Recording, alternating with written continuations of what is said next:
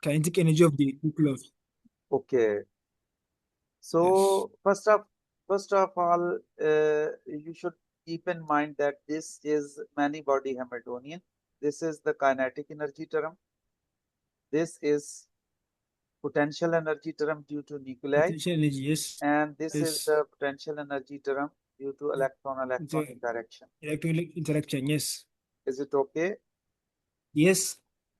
The major problem uh, in the solution of this Hamiltonian, in order to find the eigenfunction of this Hamiltonian mean eigenstates of the system, is this Coulomb interaction term, because it is uh, the term which actually complicate the situation, because this term says that each electron is actually connected with all the other electrons through this potential.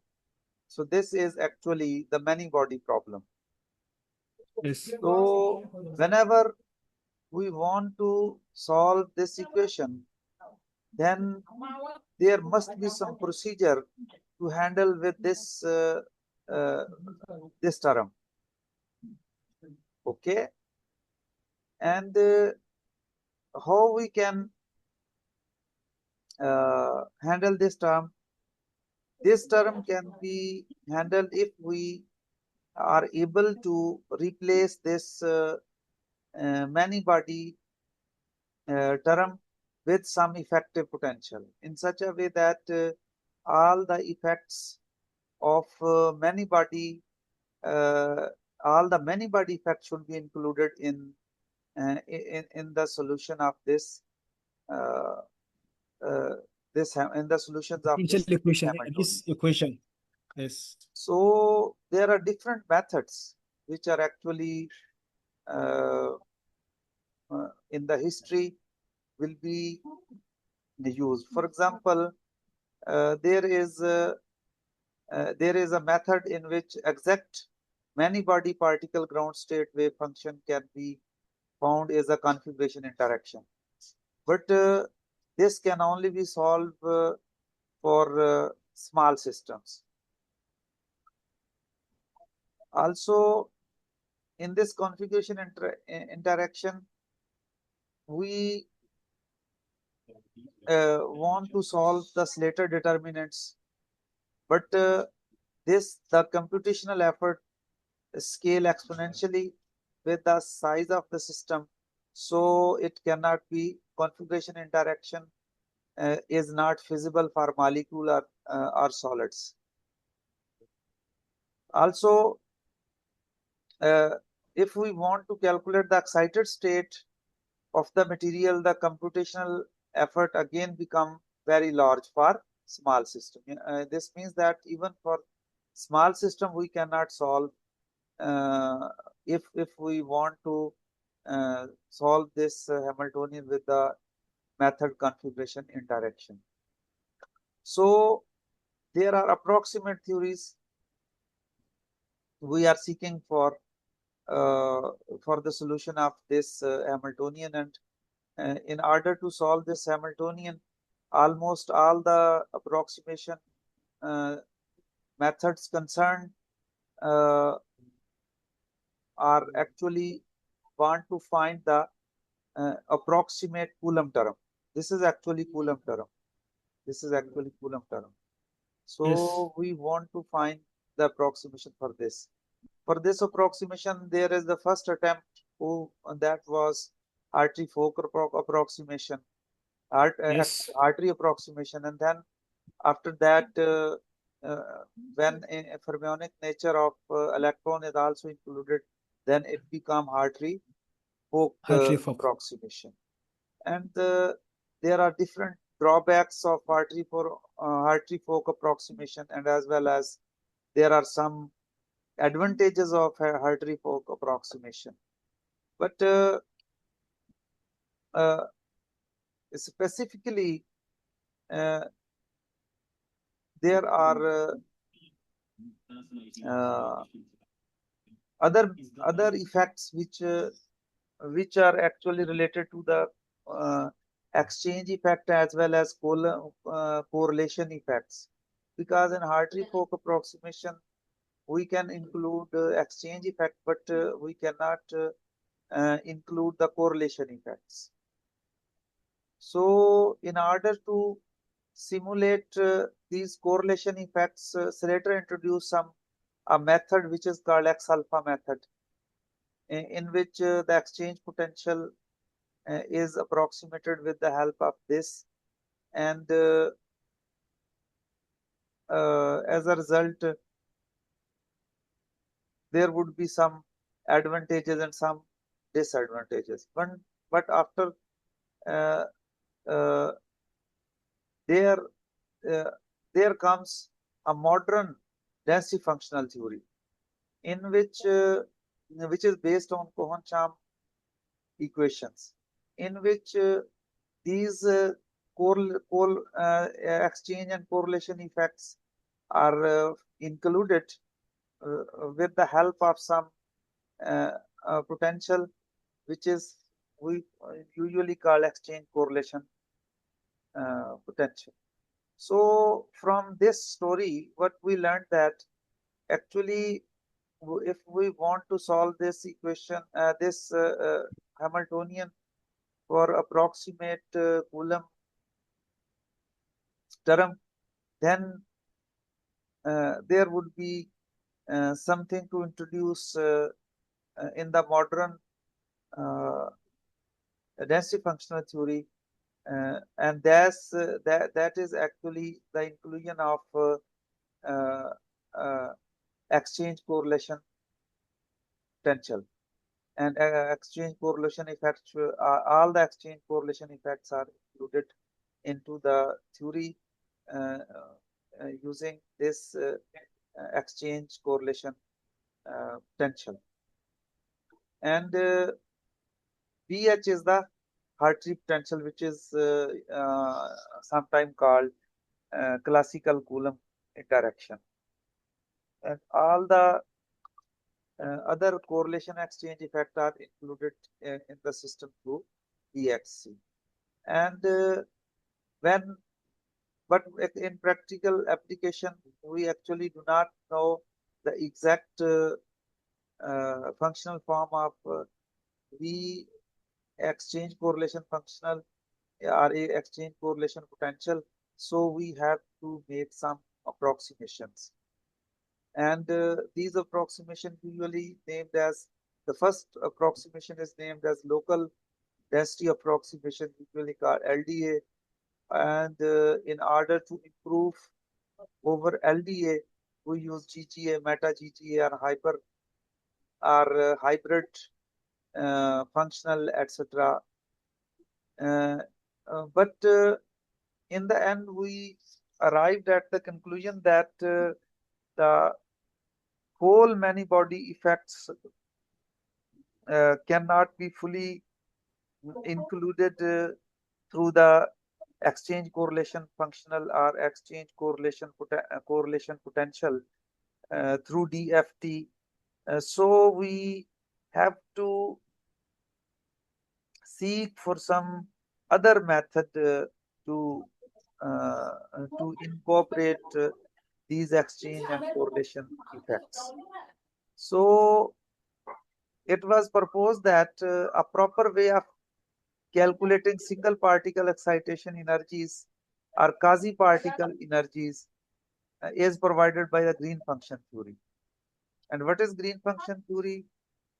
The quasi-particle energies EI can be obtained from the quasi-particle equation. This quasi-particle equation is very similar to the Cohen-Sham equation, but if you see that here is the kinetic energy term, here is the classical Coulomb or Hartree potential energy. But instead of exchange correlation functional, here is another functional which depends, which is actually non-local and also depends upon the energy. And in other words, you can say that the all the exchange and correlation effects are included in the theory through this function, which is denoted by sigma r prime ei, which is actually called self energy, or other words it is also called non-local and energy dependent potential, or in other words usually it is in the literature it is called self energy, and it contains effects of exchange and correlation. Now up to this point, have you understood the theory, the problem which we are going to handle, and what are two different methods to handle this problem? One is through the Cohen-Sham theory and Cohen-Sham equation, and other is through the green function theory, which is actually very similar in form to the Cohen-Sham equation, but the exchange instead of exchange correlation functional, here we introduce the self energy term. So actually in practice, this self energy term is very difficult to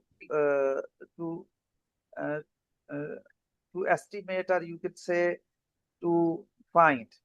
So we also have to make some approximation in finding the self energy equation, self energy, so that we can use that self energy in this equation, and then we can solve this equation for wave function as well as the energies. But this time these energies are the actual quasi-particle energies.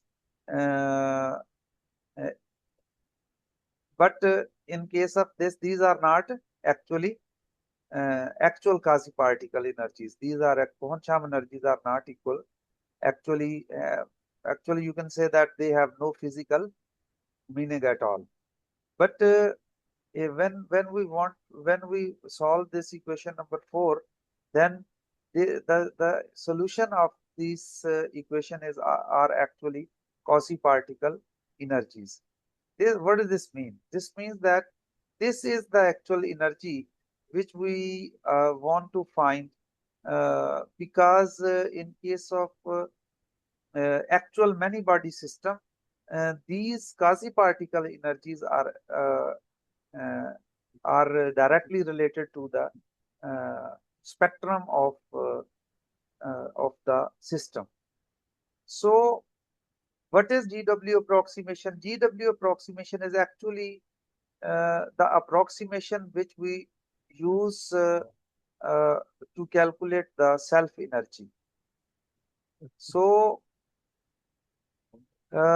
we must resort approximation, and this review describe the GW approximation, and there may be other approximation for the calculation of self energy, but here we are concerned with an approximation which is actually called GW approximation. And here is something which is written, and problems with LDA. Also the theory beyond LDA, gradient corrections, LDA plus Q, self-interaction corrections. These are all the things which are actually used to improve the result of DFT in one way or other. And there is also another method which is called optimized effective potential method. But all these with all these methods, we are unable to find the correct quasi-particle energy. So we have to adopt the method which will employ the equation 4 to find the quasi-particle energies. But in practical application, the major problem is the problem of finding the self energy. So there are different so many different methods in order to approximate this self energy, but most practical mostly used in the practical application is the GW approximation. So here the writer writes the motivation for GW approximation. So here is the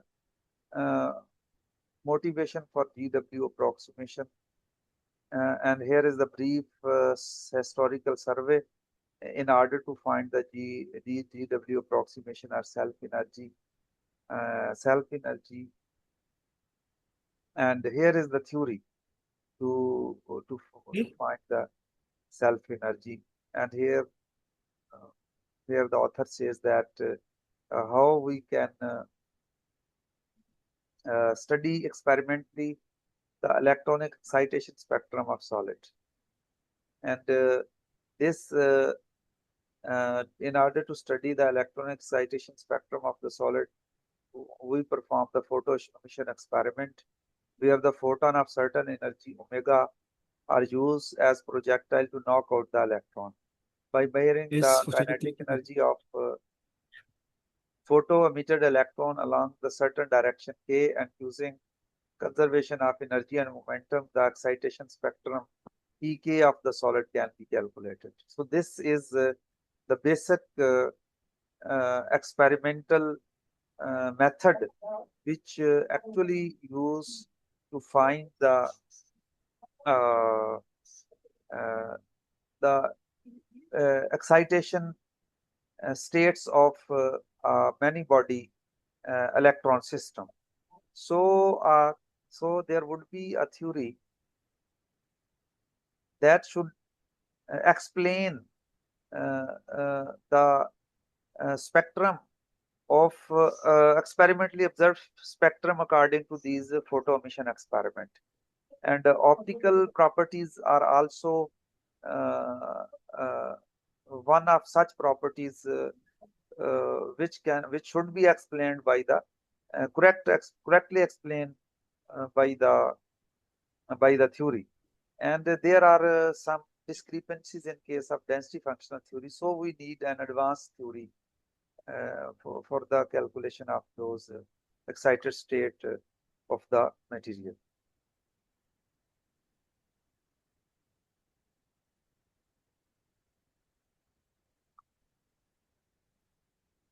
Okay, I've understand what is happening now.